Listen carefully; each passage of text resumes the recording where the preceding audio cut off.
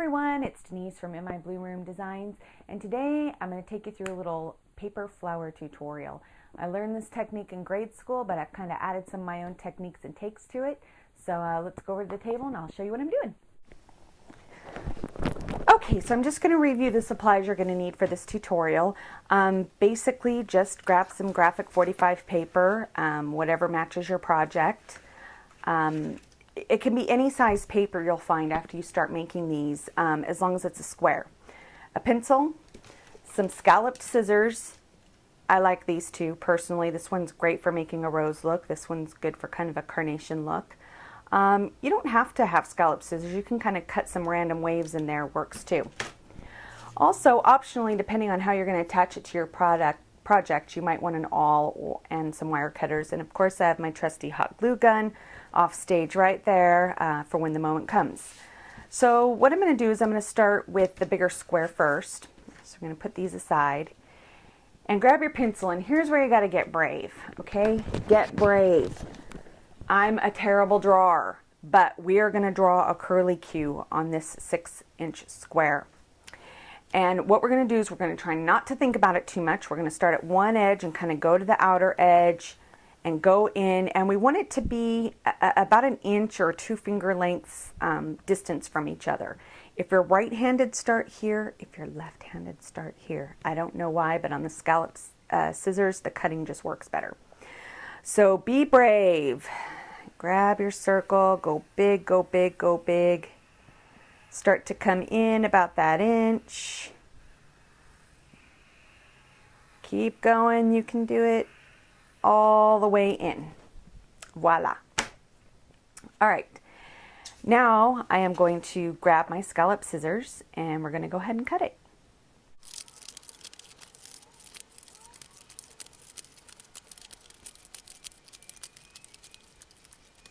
Ta-da! All right, so now we want to get rid of this ugly piece right here. So what I look for is I look for where I started. And then you'll see, you know, right about here is where I want to tear it. And you can cut it if you want, but I'm lazy. I don't want to go grab my other scissors. Anyway, so then you have your little curly Q. And now is the time where it's important to tell your dogs not to bark while you're making a tutorial. Now it's important to decide what color side you want showing on your rose. I think I want this red traditional color showing, so I'm going to start turning this back in on itself towards the color I want showing most. And I want kind of a bigger hole in the center, and I know that doesn't make sense now, but it will later. So I'm going to start turning it with a pencil to kind of get my bearing there.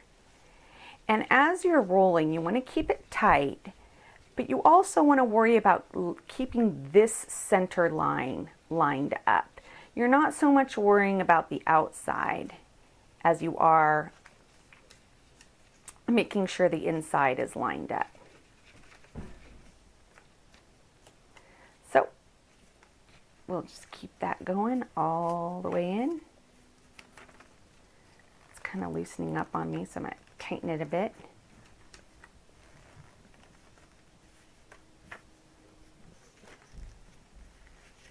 Again, making sure that bottom is lined up. And now we're getting towards the center more. That's when I'm going to pull out my, ta-da! All right, so now we want to get rid of this ugly piece right here. So what I look for is I look for where I started. And then you'll see, you know, right about here is where I want to tear it. And you can cut it if you want, but I'm lazy. I don't want to go grab my other scissors. Anyway, so then you have your little curly Q. And now is the time where it's important to tell your dogs not to bark while you're making a tutorial. Now it's important to decide what color side you want showing on your rose. I think I want this red traditional color showing, so I'm going to start turning this back in on itself towards the color I want showing most. And I want kind of a bigger hole in the center. And I know that doesn't make sense now, but it will later. So I'm going to start turning it with a pencil to kind of get my bearing there. And as you're rolling, you want to keep it tight, but you also want to worry about keeping this center line lined up. You're not so much worrying about the outside as you are making sure the inside is lined up. So we'll just keep that going all the way in. It's kind of loosening up on me, so I'm going to tighten it a bit.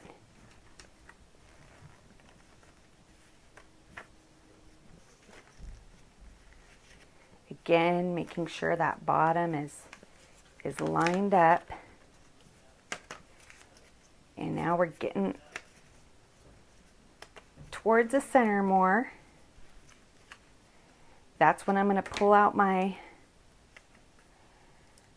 And this end part can be kind of confusing. I don't cut it too far in because I like to have a nice base to glue my flower onto. So what I kind of do is just kind of fold it kind of over itself at the bottom, if that makes any sense. It will too after you make a few hundred of these. Okay, and then again, we're going to be brave and just let it go. Just let that rose go. And what you're going to do is just kind of fiddle with it. The looser it gets, the bigger the rose gets. So if you want to just kind of start pulling it apart a bit, unscrewing it a bit. All right, now I kind of like exactly that right there, how that looks. So I feel like maybe I should have cut another little ring there. So that's okay. I can go back and fix that. I'm going to cut just a little bit more in here so it comes around a little bit better. Perfect. All right, so I'm loving that rose. So if you like it right there where it's at, the next thing you're going to do is kind of turn it over and flip over that flap you just made, exposing the base. See that? Then we're going to grab our trusty hot glue gun and just douse it with a good heaping of hot glue, keeping your fingers away from it. And then you're going to take that little cap and you're going to fold it over and you're going to hold it on there. Being careful, once again, not to burn your fingers.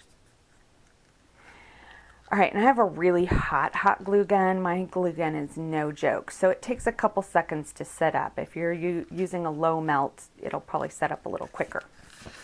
Anyway, and look, there we have it. Our first rose. It looks great. Love it, love it.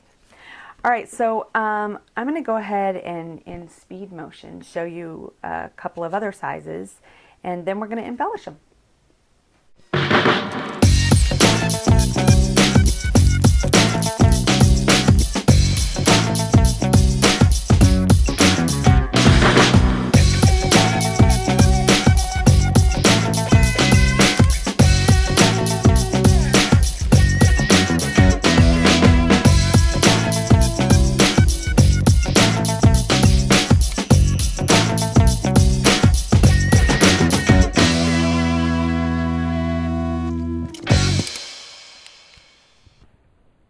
Okay, so now it's time to have some serious fun with these little flowers. And I'm going to start with this first one on top here. Now I've taken just a little dab of tacky glue and some Martha Stewart Cinnabar glitter. I love this one. It's like a mixture of silver and gold. And I'm just going to take, my ultimate crafting tool, my finger. And what I'm going to do is I'm just going to dab it all along the top of my little bloom here.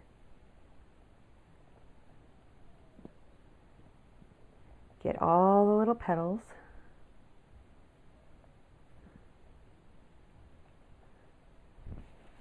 And then, I didn't grab myself a little glitter tray. That's all right.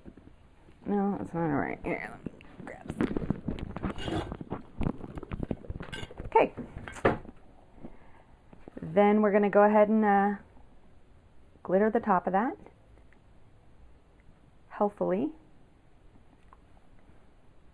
all over the place.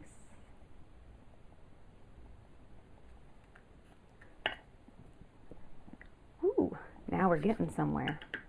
Okay, so now we've glittered our button, and I found the perfect little orange vintage button to go in there. The buttons that work best for this are the ones with the shanks. And what we're going to do is we're just going to run our wire through the shank, fold it in half, give it a little twist,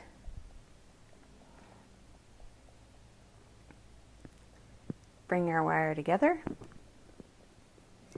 Alright, and this is where your awl is going to come in. We're going to go ahead and just punch a little hole in it.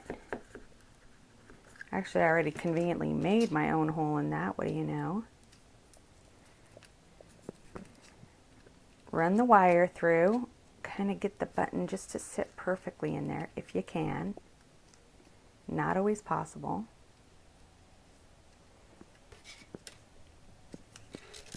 And there we have one of our first rose embellishments.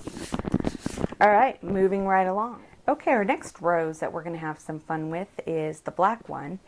And what we're going to use is one of my favorite products. It's Melt Art Ultra Thick Embossing Enamel in clear. And the best way to get the embossing powder adhesive on here is to use spray adhesive, but I'm banned from using spray adhesive in the house. As you can see, I already have some all over my hands. I've washed my hands 40 times. So be careful with the spray adhesive. I recommend gloves. And I'm going to go outside, give this a good spray every angle all the way around, and then I'll come back and show you how I fix it up. Okay, I'm back. I have a good coating of spray adhesive on there. I'm going to go ahead and grab my clear embossing enamel, and I'm just going to glob it on. Just pour it in there. Get it all in there. Get it all in there good. Shake it a little. Pour it out. I don't really want to get any on the outside because it just makes a hot mess. Besides, that's the part that shows. That's the part that counts.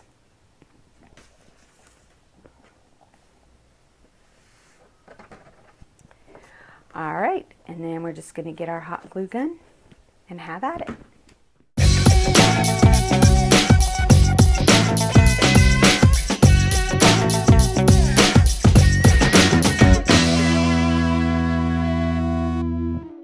All right, so now we have our second one, and this gives it just a really cool gloss. It stiffens up the paper. It makes it look like it's shellacked. It's a really great effect. I'm going to put some sort of middle on this one, but I'm going to let it completely cool first. All right. Now this little one is just too darn cute. I don't want to do anything to it. It's perfect the way it is. I think I'm going to add a little button to it, but I think I'm just going to go ahead and ink the edges.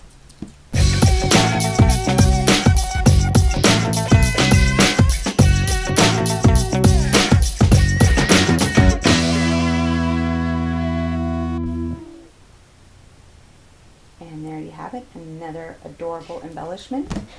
You don't have to run the wires through them if you want to. You know, if you're not gonna, if you're gonna put them on something flat, you can just snip the wire, or you could just hot glue the piece right in there. These are really cute. I have this adorable little box from Altered Alchemy from an item I ordered, and I'm thinking, won't these look adorable on a little gift box, on a frame, on any kind of altered box? They're really cute. They're really easy. The possibilities are endless. So why don't you make some today for your project, and we'll see you next time in my blue room.